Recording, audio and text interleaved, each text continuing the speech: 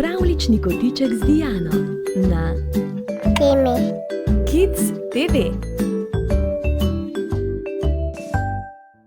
Dober večer, otroci. Čas je za branje. Najlepše je, če nas pravljica zaziblje v lahke sanje. Danes se bomo družili z Jakovom in čudežnim Snežakom. Zima je spet natresla dovolj snega za otroško veselje. Hribčki so se spremenili v sankališča, hribi v smučišča. Na vrtovih in dvoriščih pa so nastali sneženi možje. Jakov je kmalu ugotovil, da so si sneženi možje v njihovi ulici podobni kot jajce jajcu. Zato je sklenil, da bo sam napravil drugačnega. Namesto korenčka mu je nadel rdeč klovnski nos. Za oči je izbral frnikole. Nato mu je nataknil še svoje slušalke, ga pokril z rolkarsko kapo in mu pod sneženo roko potisnil desko za deskanje na snegu. Ta Snežak je pa res nekaj posebnega, so menili vsi, ki so ga prišli pogledat. Videti je, kot da bi bil živ, so se ga razveselili otroci. Na tem svetu se res vse spreminja, so zmajevali odrasli. Niti sneženi možje niso več taki, kot so bili nekoč. Jakov je vlekel na uho in bil zmeraj bolj ponosen na svojo stvaritev. Ko pa sta nato ostala sama na dvorišču, se je Snežak nenadoma zganil in ga pocukal za rokav. Prestrašen se je odmaknil in nekako kar ni mogel verjeti, da se je to res zgodilo. Zakaj se pa zdaj tako čudiš, se mu je smejal Snežak. Saj si vendar želel, da bi bil tvoj sneženi mož super faca, mu je pomežiknil.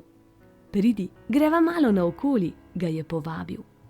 Strašansko sem radoveden, ali se kje dogaja kaj zanimivega, mu je prijateljsko udaril v dlan. Nato pa je že stopil na desko in se pognal po zasneženem pločniku, da ga je Jakov komaj dohitel. Že za prvim vogalom sta opazila, da si ju mimoidoči z začudenjem ogledujejo. Vozniki so kar sredi križišča ustavljali avtomobile, jima mahali v pozdrav in hupali. Povzročila sva pravo prometno zmedo, je kmalu ugotovil Snežak. Pridi, greva nekam, kjer je več otrok, mu je predlagal. Otroci vedo, da se tudi Snežaki radi igramo in zabavamo. Na robu mesta se je hrib spremenil v pravo zasneženo igrišče. Sredi otroškega vrveža so Snežaku kar zažarele oči. Čisto z vrha se je spustil na deski in spretno premagal prav vse ovire do cilja. Otroci so ga glasno spodbujali in mu navdušeno ploskali. Na skrbno pripravljeni stezi se je ravno začenjala velika tekma v deskanju. Stavim, da v mestu ni boljšega deskarja od tebe, je vzkliknil Jakov. Prijavil te bom za dirko, je predlagal svojemu sneženemu prijatelju. Če zmagaš, boš zagotovo dobil zlato kolajno. Kaj mi bo kolajna, je odmahnil Snežak. Raj si skupaj izmisliva kaj bolj zabavnega. Jaz pa sem si zmeraj zelo želel kolajno, je priznal Jakov. A kaj, ko je povsod, kamor pridem, veliko boljših deskarjev od mene. Če si jo res tako želiš, je pa morda le vredno truda, si je sneženi mož v hipu premislil. Pojdiva torej po zlato kolajno. Je dal desko pod pazduho in se pognal na vrh hriba, kjer je bilo že vse pripravljeno za start. Na tekmo so se prijavili res samo najboljši deskarji v mestu. Imeli so veliko boljše deske in opremo kot dečkov beli prijatelj. Toda ko je Snežak prideskal na cilj, so že vsi vedeli, da ga danes ne bo mogel nihče premagati.